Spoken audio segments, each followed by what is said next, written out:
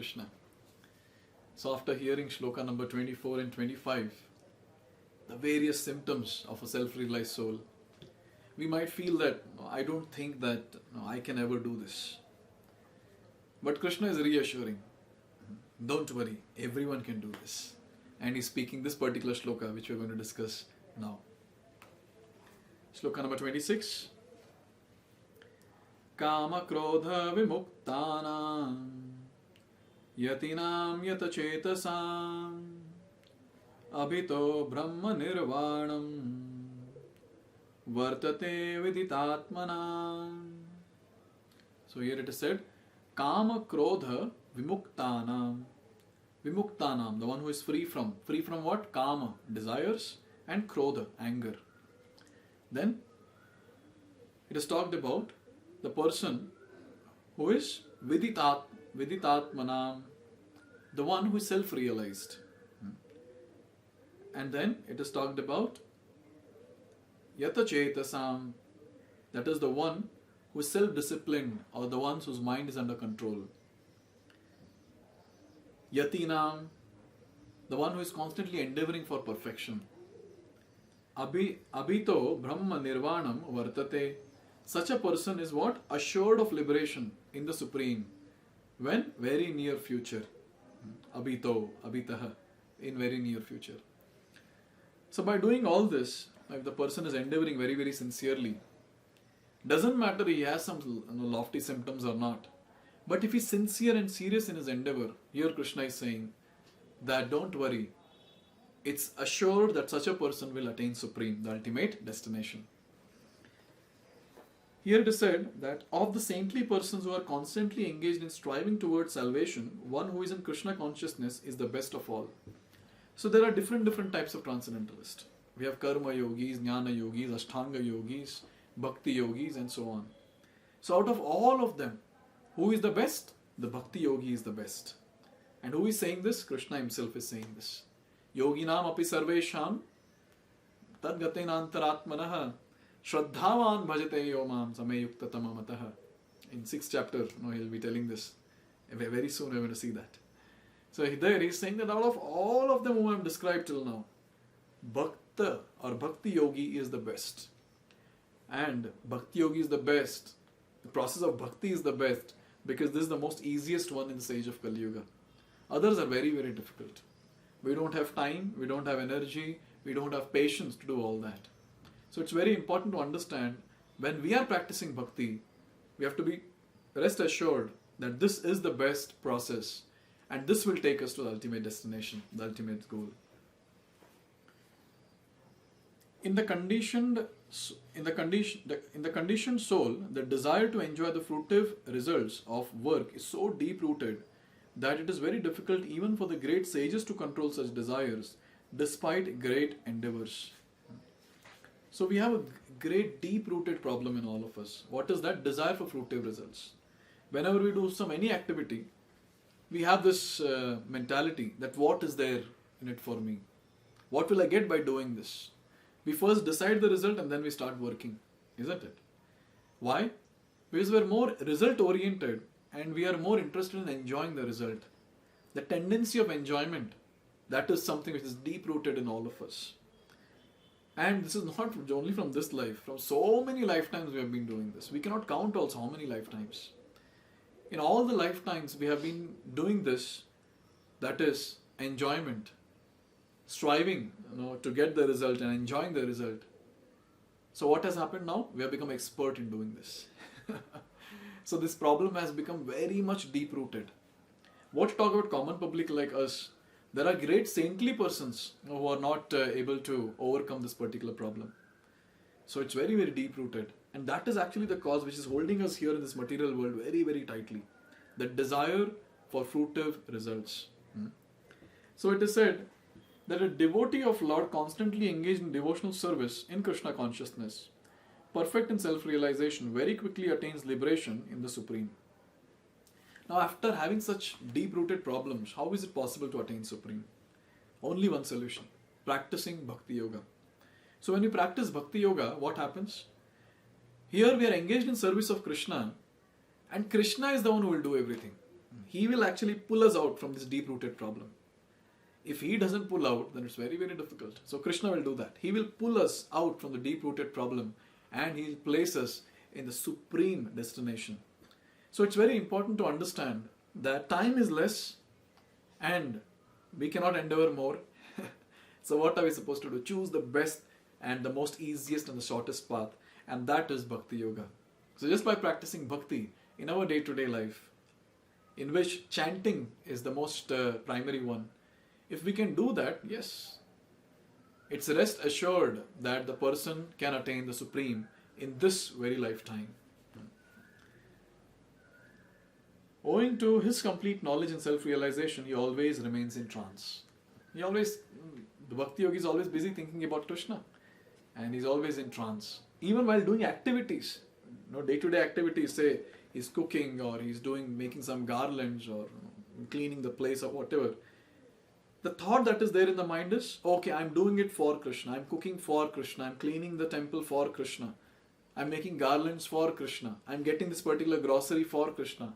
So when all the time he's thinking about Krishna, such a person is in samadhi, in trance. But this person is moving around. We might say that no, he's not sitting at one place. Sitting at one place, person can go into trance.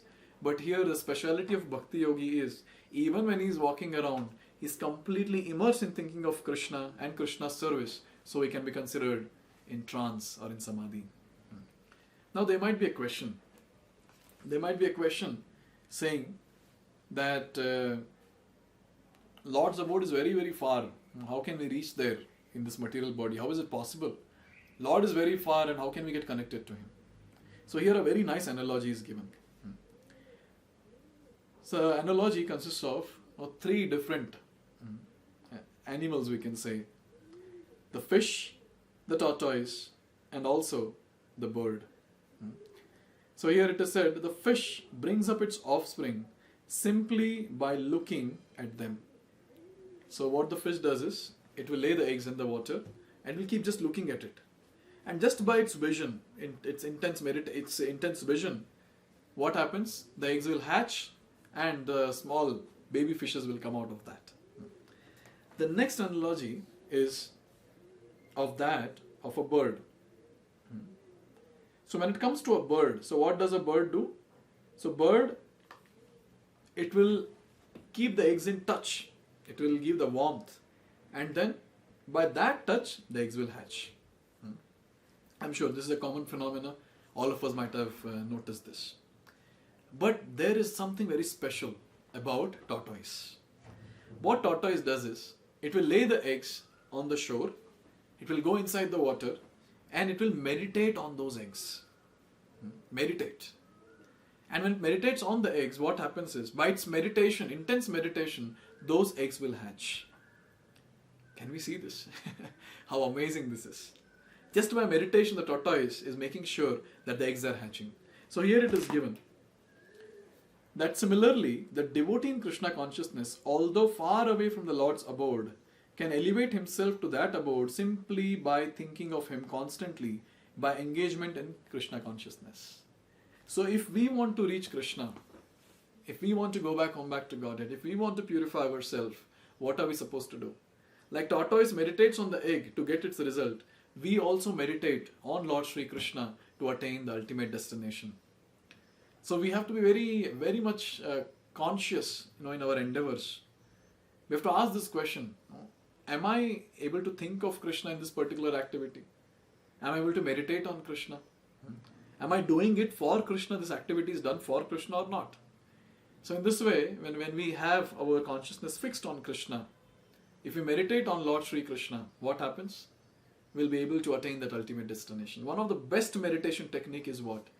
Chanting of the holy names of the Lord, the mantra meditation.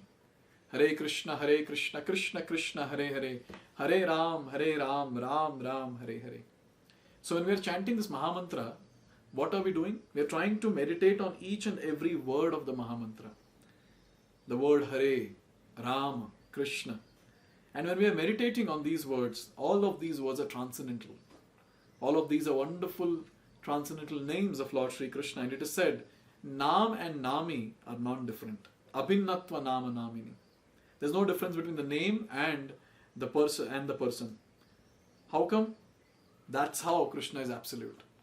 Name, form, qualities, pastimes of Krishna are non-different. So name and Krishna, they are the same. So when we're chanting the holy names of the Lord, when we're meditating on these wonderful words, these wonderful names of Krishna, what happens? We are actually directly meditating on Krishna. And when we are meditating on Krishna, every single day, what will happen? We will attain that ultimate destination. Like the tortoise attains the ultimate result, or the result just by meditating on its eggs.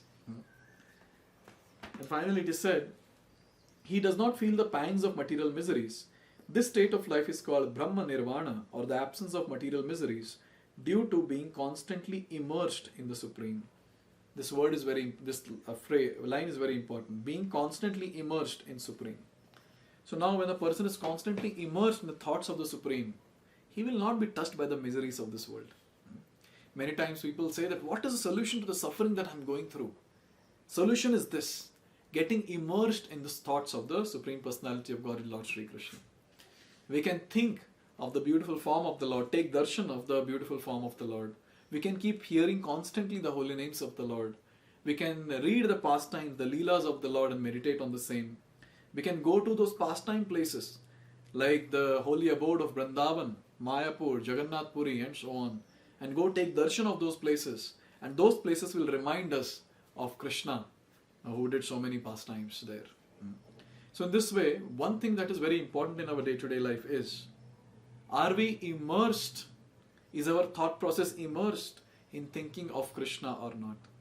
If someone is immersed, then such a person will not be touched by all the miseries of this world. Miseries will be there. Miseries will be there, no doubt. Like rain falls, so rains are always there. But then if I don't want to get wet, what will I do? I'll carry an umbrella with me. So immersing oneself in Krishna consciousness is like carrying an umbrella. Miseries will be there. There will be onslaught of miseries, continuous onslaught of miseries. But then we have a protection. We have that umbrella. And just by holding that umbrella, we will not be affected at all. And such a person can remain stable. Such a person can remain happy throughout his life. And finally at the end of life, since his meditation is strong on Krishna, he leaves the body remembering Krishna and goes back home, back to Godhead. This is the amazing aspect of practicing Krishna consciousness. So that's how it is very nicely given here, that such a person, Krishna is assured of liberation, the Supreme, in the very near future. So what are we supposed to do? Just make sure we keep practicing every single day. That's it. We need not think about, I don't have this quality, that quality, etc. That's okay. What is important is, am I practicing or not? So after speaking so much about Karma Yoga, Jnana Yoga, etc., now Krishna is going to speak about Ashtanga Yoga in 2 verses. So he's going to give some trailer before we start the actual movie, that is the 6th chapter. So let's see that in the next video. Hare Krishna.